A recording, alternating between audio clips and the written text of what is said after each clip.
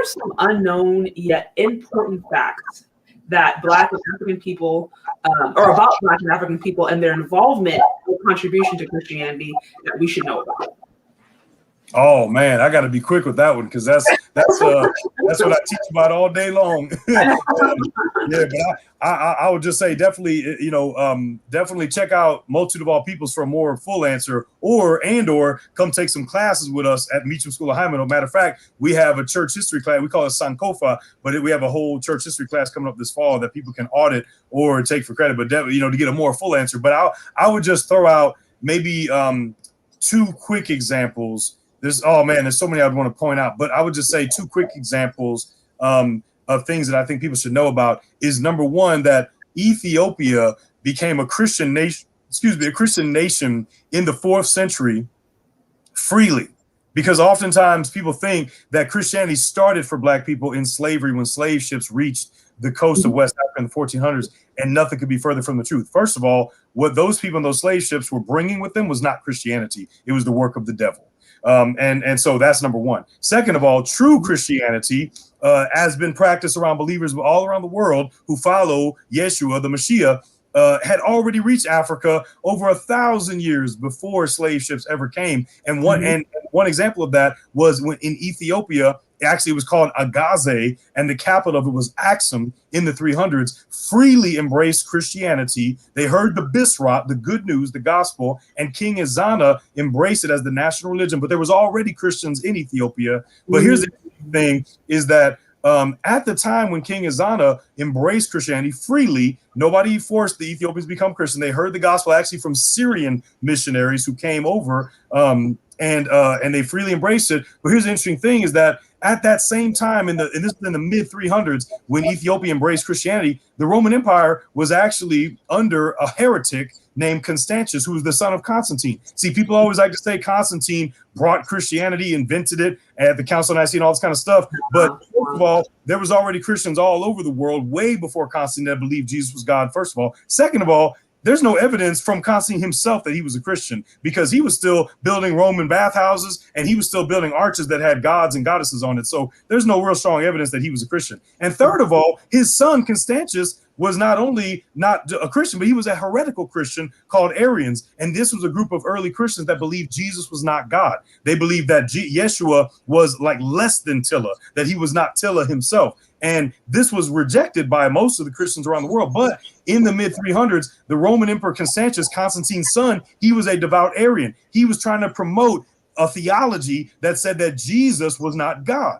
But so at the same time that Europe was under a heretical leader who was teaching heretical theology and doctrine that Jesus was not Tilla, the African kingdom of Ethiopia embraced, not only did they become Christian, but they embraced a hymenaut that was retet, or orthodox, to use the Greek word, that was correct, that was biblical, because on his imperial inscriptions, he calls Jesus God, or he uses the Ethiopian word, which is Egzi-Abher, which I've been talking about the Nubian word for God, Tilla, but the Ethiopian word for God is Egzi-Abher, which means the Lord of the lands. And they made it very clear that Yeshua was the Lord of the lands, that was their highest term for the supreme creator. And so Africa was embracing orthodoxy, or hymenaut retet, orthodox theology, at a time when Europe was actually embracing heretical theology, and its emperor was. And so that's one thing. The second thing I'm gonna say real quick is some of the earliest examples in history, not just church history, not just Christianity,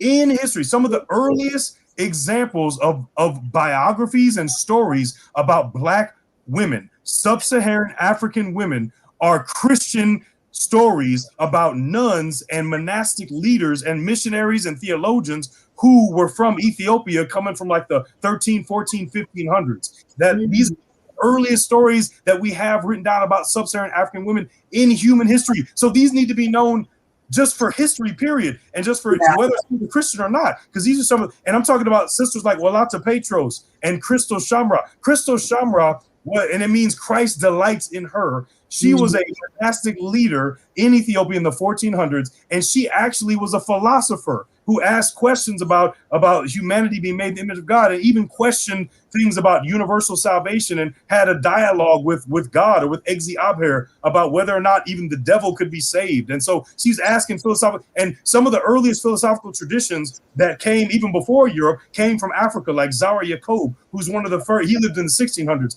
and he was one of the first African philosophers. And he actually credits Crystal Shamra with some of his philosophical questions that he was asking as being one of the first philosophers. And again, she was a monastic leader who empowered the poor and also preached the gospel, and also wired into deep apologetical type of issues. And her biography it exists, and it's again written in the 1400s, and it's one of the first biographies ever written about a Black woman in history. And so that's just my second and my last one. But again, there's so many examples like that of these names that we just don't hear about and aren't told about. But again, that people have been, African people have been making contributions to Christian philosophy and theology since day one.